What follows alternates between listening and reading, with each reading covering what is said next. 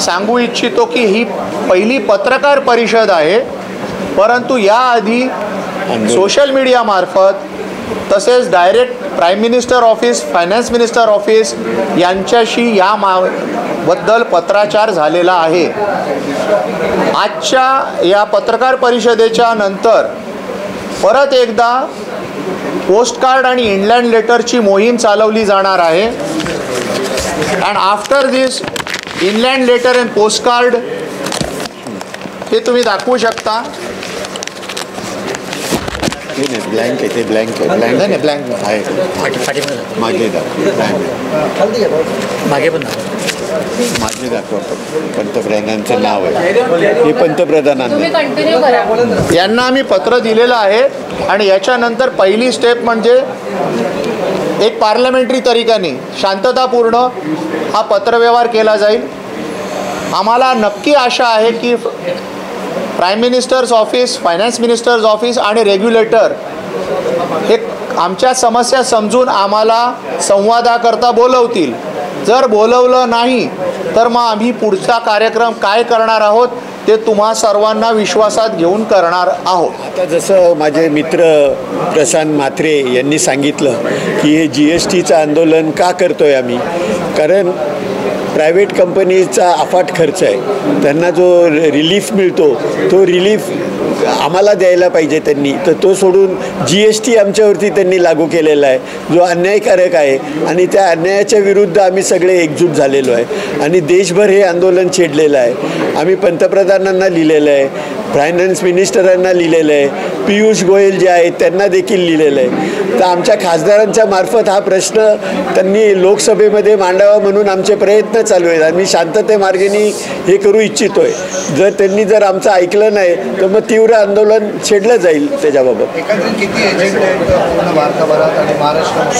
संपूर्ण देशभर 50 लाखापेक्षा जास्ती एजंट आहेत आणि महाराष्ट्रामध्ये जवळजवळ 10-1 लाख तरी असतील एजंट. किती पत्र आपण पाठवलेले आहेत? आतापर्यंत आमच्याकडून 5000 पत्र गेलेली आहेत. नाही, गुजरातमधून 8, नाही महाराष्ट्रातनं 5, महाराष्ट्रातून 8000 गेले. 8000 गेले आणि सगळीकडे हा हे प्रयोग चालू आहेत आमचे.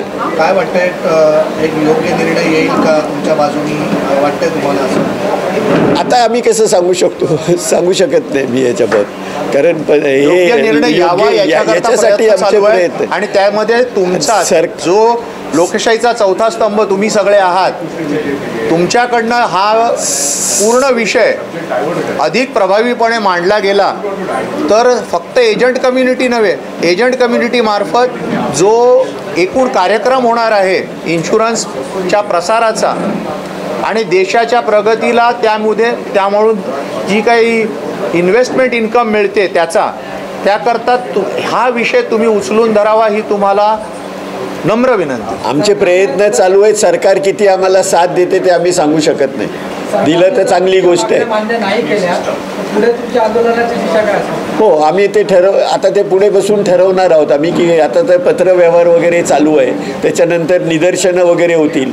जे मेन ऑफिसेस आहेत मुंबई होती तिथे आम्ही निदर्शनं करू आणि आमचं प्रतिनिधी मंडळ आम्ही दिल्लीला घेऊन जायचा प्रयत्न करतो आणि रेग्युलेटरकडेही जाणार आहोत.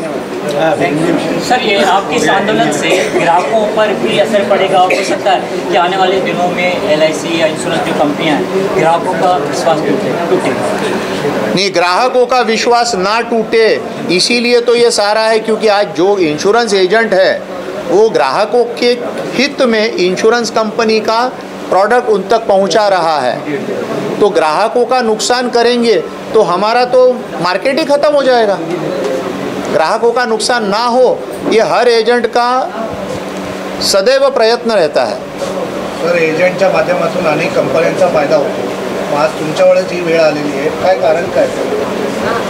हा एक शॉर्ट साइटेड डिसिजन आहे. इन्शुरन्स कंपन्यांना, all the insurance companies know very well that the agents are the people who bring in the premium. At that point of time, someone has taken a knee-jerk reaction, reflex action आहे.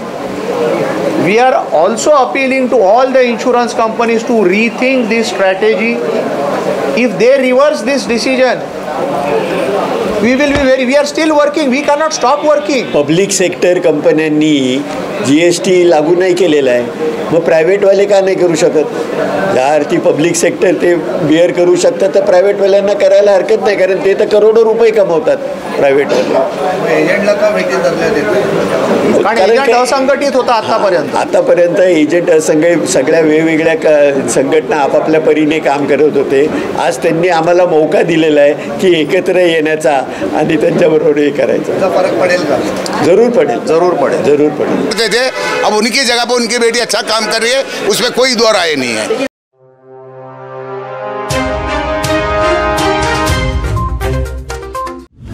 हमें like करें, मुंबई और महाराष्ट्र से जुड़ी हर खबर के लिए STV news को subscribe करें, bell icon को प्रेस करें और पाएं ताजा तरीन खबरें.